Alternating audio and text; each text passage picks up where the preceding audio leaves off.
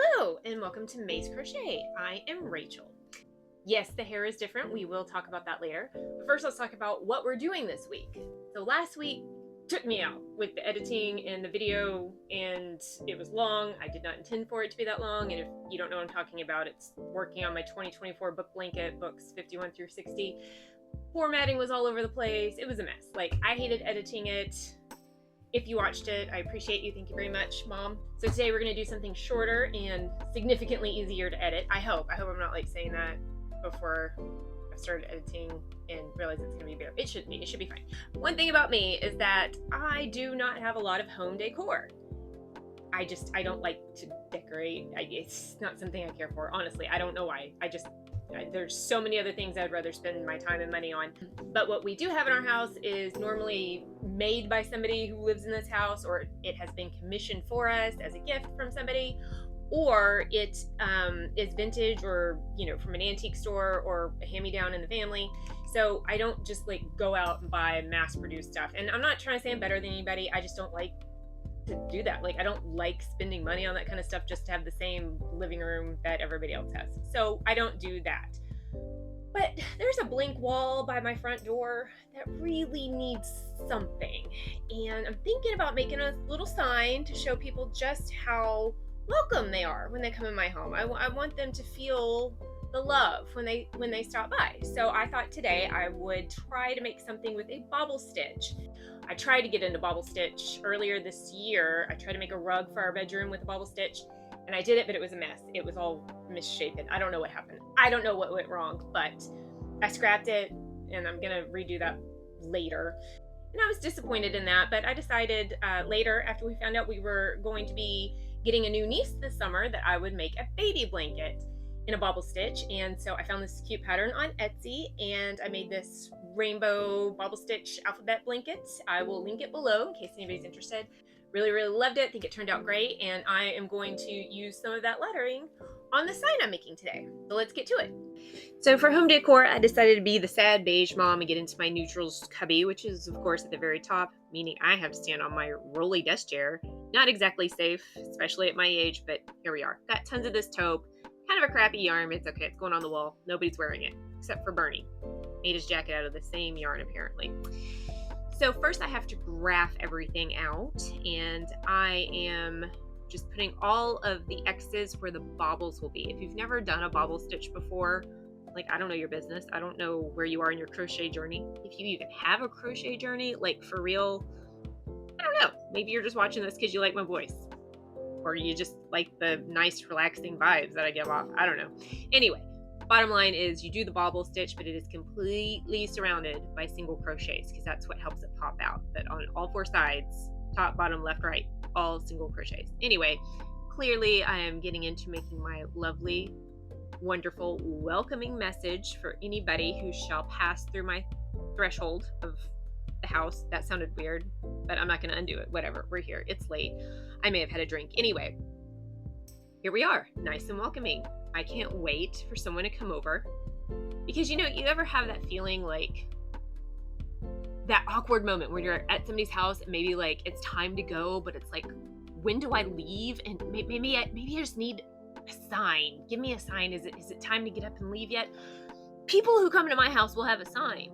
It's going to be on the wall, clear. This is your sign. Get out. Anyway, that's not the point. I got an overhead camera mount. That's very exciting. So just to let you know, if you see any weird camera movements or my hands go out of frame, I'm still getting used to it. But after my last video, my book blanket video, where I tried to aim the camera down at my desk and work, and I stretched my arms out and really hurt my elbows to try to show everything I was working on in frame. I'm like, no, this ain't gonna work. So I got the overhead camera mount. This is the first long time that I've been using it. I did use it for a bit of a video that will come out in a few weeks because I do work on other stuff while I'm also working on the shorter term stuff to get a video out. But I've been working on a long-term thing that'll come out in a couple weeks. Anyway, this is the first time I've used it for a significantly long time. I think overall I worked on this thing for 4-ish hours altogether from start to getting the hanger on. And so if there's anything bumped or you can't see my hands, I'm still getting used to it. And I try to edit a lot of that stuff out, but you never know. So that's enough about the actual project. I mean, it's just gonna be me doing bobble stitches. I mean, you can see what I'm making. Let's talk about my hair, because clearly it is different. So I know I'm pretty new. The YouTube channel is pretty new. I am not someone who changes my hair a lot. I have been blonde for 7 years.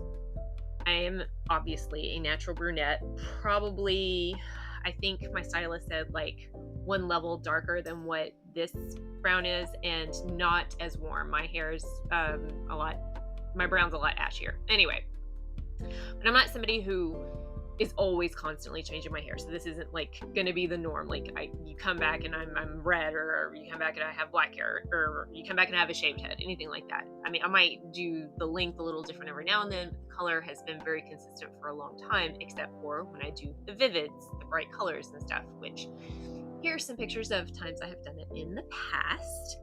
And I love doing them. I really do. And that's why I went blonde in the first place 7 years ago. I've been getting a full set of highlights every 2 months for 7 years, except during COVID, obviously. I think I went 4 or 5 months without, but it was what it was. But the main reason I did it was so I could do the fun colors, because I really, really wanted to, basically. It was during a time on Facebook where Overtone, that brand, was being advertised to me constantly, and they made it seem so easy. Oh, you just use this conditioner in the shower and then the color deposits on your hair and it just stays. Well, obviously I needed the blonde hair for that, because my natural dark brown wasn't going to do it. Turns out it's not that easy. Overtone's admin are liars, but whatever. I've come to learn so much about hair in the last 7 years. I may like never actually go out and do it, but I have learned a lot that I did not know from my own stylist, from YouTube videos. So much. I feel a lot more equipped, I guess, to deal with my own hair than I did 7 years ago, when I would wash it and just let it air dry, or maybe run a straightener through it. So I really love doing the vivids, but doing the all over color is exhausting. Now, I am not complaining, but I have a lot of very thick hair. Like the strands themselves are thick, and I have a ton of hair. I love it. I love my hair. It's been a pain in the butt for years before, like, not years. I mean, like, I would have the attitude of it being a pain in the butt, but as I get older, I appreciate it so much more, because I know as we age, sometimes we lose our hair. And I have not experienced that yet. I'm very lucky, but I am very grateful for what I have. However, it is a lot of work to just slap some conditioner on, which is not just slapping the conditioner on, because if you're blonde, you've got to really get all of the little bits, or you're gonna have like the spotting, and it looks not great. So it, with the length it is now, takes about 45 minutes to put like the deep conditioning color deposit on my hair. It's always like a semi-permanent. I've used multiple brands, but I'm just tired of it. Like that's the reason I went blonde, and now I'm just tired of doing that. And so I finally got to a point where it's like, I really like the dark hair with the halo of blonde around it, but I'm not fully ready to give up the blonde yet. I've been thinking about this for a couple of years. This wasn't just like I woke up one morning, let's go do this to my hair. I need a change. This was a very long considered idea. So I wasn't ready until early this year. I was like, I'm ready. I'm just tired of doing the all over color whenever, because I would do the color myself at home. And I end up getting headaches. I'm sitting there like pulling on like strands, just trying to get all the color mashed in and fully saturated. When you use those thick creams and stuff, it's hard. And the liquids tend to be more like stains in my experience. So I have to use the thicker creams. Anyway, I'm sorry if I'm boring you with hair talk, but it's my channel and I get to do whatever I want. I'm literally just making a bobble stitch sign. Like, it's not that deep. Anyway, so I decided earlier this year, before my appointment in like April, I was like, okay, I'm going to talk to her about it, but I'm going to stay blonde until like fall. Like, we'll give it till October.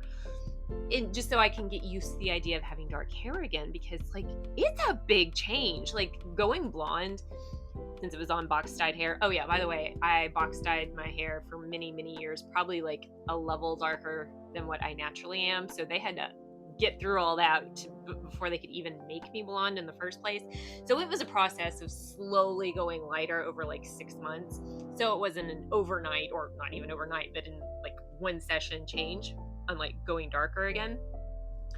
All this to say is I don't actually know what my natural hair color is. I think it's a level darker than what I have now, according to my stylist, and ashier. Like it's not nearly this warm. But anyway, I talked to her and I was like, hey, I've been considering this. What do you think? And she's like, oh, that sounds great. What were you thinking? And I told her like later this year, like in October or something. And she's like, that's great. I'm pregnant. she is expecting her first baby with her husband. I'm so happy for her. It's so wonderful. I've been going to her for like 6 years. So she's fantastic. She's never done me dirty. Like I trust her thoroughly. She's young, but she's very, very good. And I've sprung some things on her and she's handled them with such grace and absolutely done her best. Sometimes it has been a little choppy. Like the first time I wanted to go all over blonde, it didn't work out the first time, but the next time I went in like 6 weeks later, she got me to where I needed. So I had to walk around with some kind of yellowy pieces. It wasn't great. Anyway, that's not the point. Point is, she is due in September. So I had to move my own timeline up or just wait until she came back to work, which she plans on taking the rest of 2024 off after she has her baby. So she plans on not being back until January. And really, I didn't want to wait that long. Like I'd already been thinking about this for so long. I'm like, I really, really want this. So we did it. We did the damn thing. And I am really, really happy with it. It was a shock. It absolutely was a shock to be dark again. I don't know if it's giving Rogue or if it's giving Narcissa Malfoy. I don't know if in my superhero or villain era. Could be a little bit of both, depending on what day you catch me. But I do really love it. And now I still have like an inch of blonde to put the color on. And it's not going to take me forever. Because there's nothing more frustrating with my hair than when I would spend 45 minutes putting color on. And of course, my favorite colors were warmer tones that would wash out in less than 2 weeks. And it's just like, why did I even bother doing that? And I didn't want to go permanent because I didn't want to have the same color. I want to change it. Like that's the fun part. So I have been kind of obsessed with the all over blonde to the root look again. I haven't done that since 2019 when I had significantly shorter hair, and I'm kind of loving it very, very much. And I don't want to color it just yet. So we'll see when I do. But yeah, I really, really love it. Thank you for listening to my hair talk. It is all about me. It is my channel. So here I am still crocheting this sign. And the only changes you'll see with my hair might be a little bit in length because sometimes I just want to go slightly shorter. I never grow it out because I don't have the patience for that. But don't be surprised when I come in with vivids once in a while. It'll be fine. So back to the sign. I'll admit it would have been better if I hadn't shown the sketch and just built up the suspense of what is she making, and then you see the sign at the end. Hindsight's 2020. It was too late, but I do like to do things on paper, so I needed the paper to see my graph. I don't like to do it on the computer because I would need to have it zoomed in, and then if I'm trying to count, especially count across and it's zoomed in, and I've got to move the cursor to count the rest of the stitches, like half of it's on the screen, and then I gotta scroll over to see the rest of it, then I'm gonna lose count. So I like to have paper in front of me. I'm very old school that way. Anytime I buy a pattern off of Etsy or Ravelry, I print it out for multiple reasons. That's one of the reasons, is that I like to look down at the paper. Another is I crochet in a lot of places, especially when I take my kids to dance and I stay at the studio, and I want to listen to a book or watch something on my phone, and I can't be scrolling, or I can't be flipping between the pattern and something I'm watching. So I like to print it out and carry them with me. That's just how I work. But should I ever do the bobble stitch thing again, I'll leave it a mystery and see if you can guess what I'm making. But I'm not gonna like fill my house with bobble stitch word signs because that sounds awful. It's like a whole live, laugh, love situation. That ain't gonna happen. As far as the sign goes, I think the worst part is how often I have to flip back and forth, like checking the front to make sure the bobbles are correct. Because even though I count, which you see me doing quite a bit, I do flip over to the front to see, is this bobble lined up? Because I hate getting to the end of a row, flipping it over and realizing that one of the bobbles is out of place, or I put an extra single crochet where it didn't belong, which threw the whole count off. One of the most frustrating things when doing bobble stitches, but it's part of the learning process. So it always takes me longer because I always want to be extra sure that I'm doing it right the first time to hopefully cut out frustration and extra work in the long run. It takes some time, but hopefully worth it. So let me know what you guys think of this like overhead view instead of just watching me work on the other side of the desk like you've been doing so far. If you've been here before, I don't know, maybe this is your first video, but I know a lot of people do the overhead view when they're doing tutorials and stuff. I haven't, since I don't do tutorials. Like I might give a hint or something once in a while on a project, but I'm not going to do a full tutorial because I don't teach people. We've been over this. I've been over this. So if you like this setup and or do you want to see my face be all confused and mad when something goes wrong or the cat needs in or out of the craft room again for the 10th time in a 3-minute span? Because so far I really do appreciate this. But if it's boring to watch, just let me know. So I think the hardest part with the bobble stitch sign is since I decided to do the double lines of bobble stitches on the top and bottom for the framing, that's a lot of bobble stitches in a row, and man, that hurts. The cramping really, really hurts in the fingers after that's done. So I actually broke this up between 2 different sittings. I got halfway through up to like the middle point of the letters, and then I came back the next day and finished because it kind of sucks when you're immediately hurting after just doing 4 rows. It's like, what? It was about like 70 stitches wide, and my hands are already cramping because of those like 2 solid rows of bobble stitches in the beginning. And I held on as long as I could, but I'm like, I can't do this anymore. I gotta go to bed. I'll finish it tomorrow. But once the sign was complete and I got through the other 2 solid rows of bobble stitches, those were easier because then I knew it was almost done. It wasn't at the beginning of the project like first 2 were. Then it was time to deal with the dowels, and I didn't have, so the project is 23 inches wide, I think, and I didn't have dowels that wide. And I didn't tell my husband I was doing this. I'm sure he could have found me some or made me some in the wood shop. I don't know.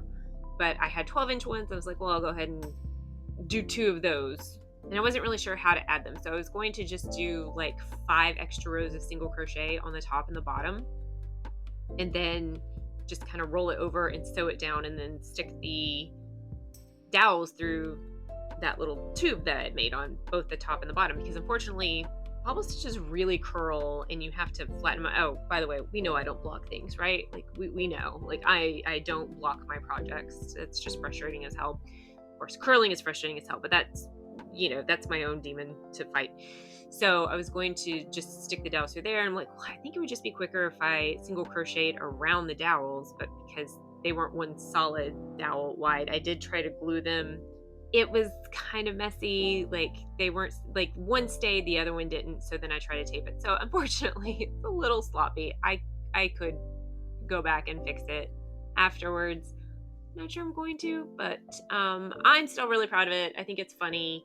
It very much reflects my personality. I just have a thing about people being in my house. It's not that I hate people. It's just I feel so anxious when people are in my house because I don't know how to be a hostess. I'm not very good at it. And we just throw one party a year at Halloween. Well, we've done it twice, so I guess it's a thing now. 2 times it becomes an annual thing, right? So we'll be coming up on our 3rd here pretty soon. And for work, it's a work thing. And I just get so freaked out about having people in my house. It's just a me thing. I just get anxious. I can't help it. I don't know why. It's not like I think people are going to break or steal anything. I'm just like, I don't know. Am I being a good hostess? Is there enough food? Is there enough to drink? Are they having fun? Is it okay? You know, and then I'm just, by the end, I'm just so mentally exhausted. I'm like, go, please get out. Please leave my house. Just leave. But anyway, here we are finishing up. I've done the hanger, and let's see how it looks. We did it! It's just so warm and cozy and inviting. I really, really love that when people come to my house, they're gonna know exactly how I feel. It's gonna be great. So now we need to go hang it by the front door. We don't want to forget it. We made it for a reason. So let me go get a hammer. Oh God, I have to go downstairs. And we'll get that done. Perfection. Thank you for joining me as I made my warm, cozy, welcoming home decor. Stick around. Maybe I'll make some more down the future. Let me know of any suggestions. Got to keep it a little clean though, because, you know, kids, I guess. Also, let me know what color you think I should dye my blonde streak. Just kidding. It's going to be pink whenever I get around to it. But anyway, like, subscribe, comment, all the YouTube things, and I will see you in the next one. Bye.